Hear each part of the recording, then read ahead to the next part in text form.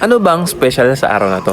Good morning! This is Diego, your real estate broker dito po sa Batangas at andito po tayo ngayon sa Seafront Residences. Yan. So ngayon po is naka-check-in po tayo sa isa sa mga pinapa-Airbnb dito ngayon. Yan. Dito tayo sa 3rd floor. Yan. Sa ating Casita 61. So nakabook tayo ngayon dito at ma-experience na rin kung paano tumira dito sa Seafront Residences. At medyo maulan ngayon pero okay na okay pa rin ang ambience ha.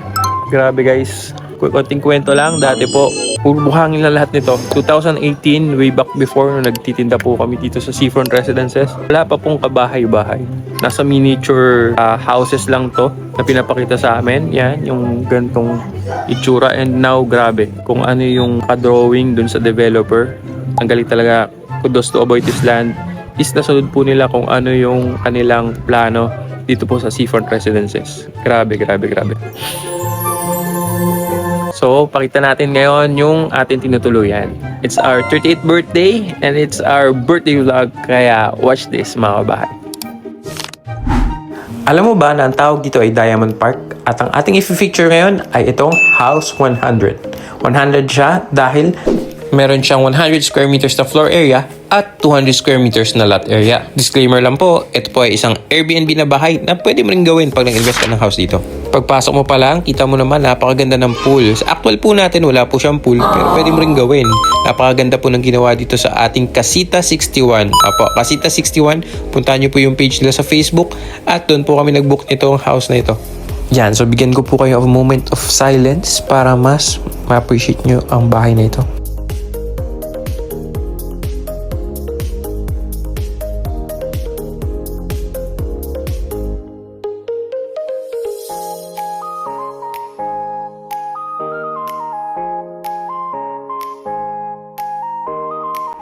At dahil po malaki ang ating lote, kita nyo naman, pwede pa po tayo magay ng upuan dito at dito para meron po tayong tambayan, pangkape, or pwede ka pa magtanim-tanim. Tapos, ito po yung itsura from inside. Yan, ito po ang ating House 100. 100 square meters, kaya House 100 siya. Then, dito po sa side na to, ang ating parking area. Nakakasya po ang dalawang sasakyan. Ayan. So, ayan po. Meron pa po tayong mga available dito. Hindi ko po kayo bibentahan. Pero, pinag-i-invest ko po kayo. Kaya kontakin nyo po ako pag gusto nyo po ng bahay, house and lot dito, condo, or even lot only dito. Sa next vlogs ko, makikita nyo yung house 150, condo, meron din tayong commercial area, and lot only. Ano nga po bang meron dito sa tabi ng ating parking area? Dito sa tabi ng ating parking area is ang ating laundry area or pwedeng backdoor kitchen, and syempre may kwarto din dyan na hindi natin pwede buksan kasi na may-ari yun ng Airbnb.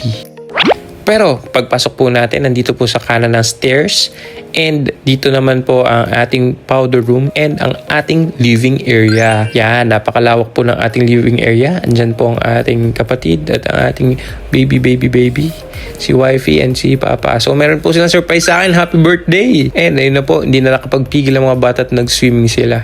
So kagandahan niya, maximize niya yung space. Kung ganito rin ang gustong gawin niyo sa house niyo, ayan, napakaganda po and napakaluwag. Hello mga kabahay. So ngayon, pakita naman po natin ang ating powder room. So ito po yung ating powder room, yan. Meron siya po siyang steps pababa. Napaka-forma niya. Save na save ang space. And ito po ang ating pag-akyat sa ating second floor. Kung mapapansin niyo mga kabahay, napakalawak po nung stairs natin. Kaya po kahit may malaki kayong gamit, madali lang pong iakyat. Kasi malawak po yung stairs natin eh. And ito po ang ating first bedroom. Ang gusto ko dito sa ating first bedroom, tingnan nyo naman, yung salamin po, diretso nang nakatutok doon sa ating dagat. Wow. And sa ating garden. Okay? Dito naman, ang katabi po natin dito, sa left side, is ang ating toilet and bath. Common toilet and bath po natin. Yan. Napaka-forma naman. And napaka-pogi. Pagbigyan nyo na. Birthday po ng tao. And then, dito naman po ang ating second bedroom. Actually, yung second bedroom natin, medyo identical po siya dun sa ating first bedroom. Pero dito naman, iba ang view. Ang view po natin dito ay ang ating parking area. Yan. At yung mga ibang bahay. Dito dumadaan ang ating sasakyan para mag-park sa main road. Okay? Then, ito po ang ating master's bedroom. No? Napakalawak po ng ating master's bedroom, no? But wait, there's more. Pag labas mo sa master's bedroom ay ang ating first balcony. Yeah, first. Kasi dalawa pong balcony natin eh. Yung kagandahan sa balcony natin, malawak po siya. Kita mo yung lawn sa baba. Ayan.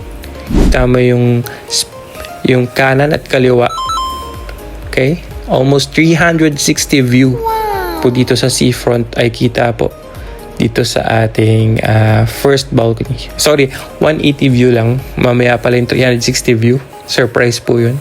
And dito po sa kanan ng ating master's bedroom ay ating master's toilet and bath. Yan. But wait! There's more. Papakita na po natin kung ano meron dito sa ating third floor. Like dun sa baba, malawak pa rin ang ating stairs dito sa third floor. And I like this glass kasi this glass, look, it shows also the sea.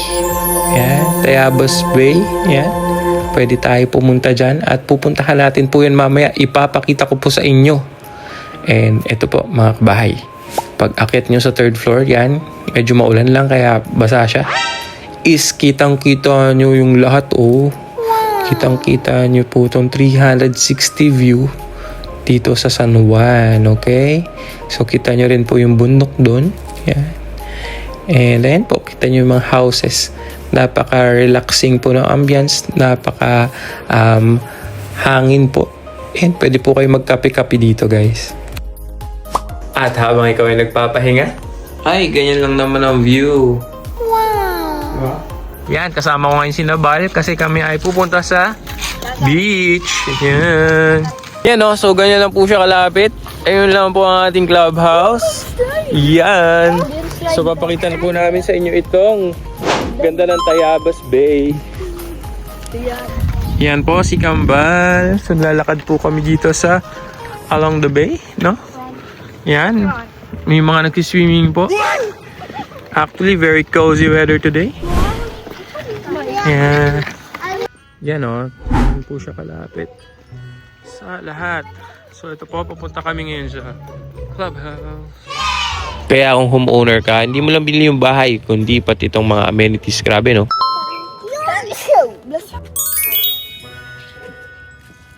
Meron tayong pawikan sanctuary here. Ito po, yung beach natin dito sa seafront. Tapos yun po yung ating clubhouse. Tapos along the beach ay ito yung mga bahayan natin. Yan po, ganyan lang po siya kalapit. So, kahit saan po dito sa face na to, kahit nga sa kabilang face, very walkable po siya. Papunta dito sa beach. Kaya sobrang ganda po, mga kabahay. Actually po, may bagyo today. Medyo mina lang, kaya po nakalabas kami ng mga kids. Yan, tapos yung iba, yan, dala pa yung kanilang mga dogs. Dito sa seafront.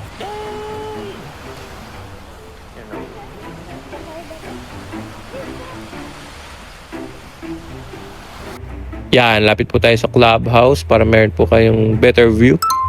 Yan, so kung homeowner kayo, sa 3 bedrooms, libre po yung hanggang 6 persons dito.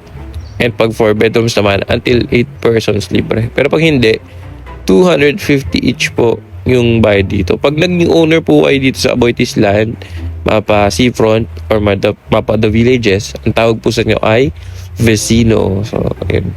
Lasa natin no vecino. So, ito po ang ating playground. Yan. At ang ating pupuntahan po ngayon ay ang Ultramarine. Yun ay kainan po dito sa clubhouse sa seafront, ngunit sarado ngayon dahil umuulan. Pero may inuman din siya. Yan. Tapos, ito yung where you could dine in. No? And ramdaman mo yung breeze ng weather. Yan. So, ito po yung ating clubhouse. And ito lang po yung mga houses, oh. Parang feel siya ng Naruto kung nanood ka ng Naruto, no? Royal Burj kasi yung ating theme dito po sa seafront. Muli, ito po ating swimming pool with jacuzzi. Ayan. Ayan, meron po tayong pang kids and pang matanda. Ayan po, nag-enjoy tayo kasi may mga upuan tayo dito sa ating baywalk, no? Ayan, o, tingnan nyo naman, napakaganda po ng ating linear park. Okay, dito rin sa ating shoreline, yan, meron sa beach access natin. Meron din po tayong launch. Yan, pwede tayong po dito, tumambay, mag-relax, ayan. Ideal talaga siya for walk sa morning and afternoon. Yan, papahinga lang po kami. At ito po, kahit maulan ay super relaxing pa din. Ayan po. Ay, ganun lang siya kalapit sa beach, okay?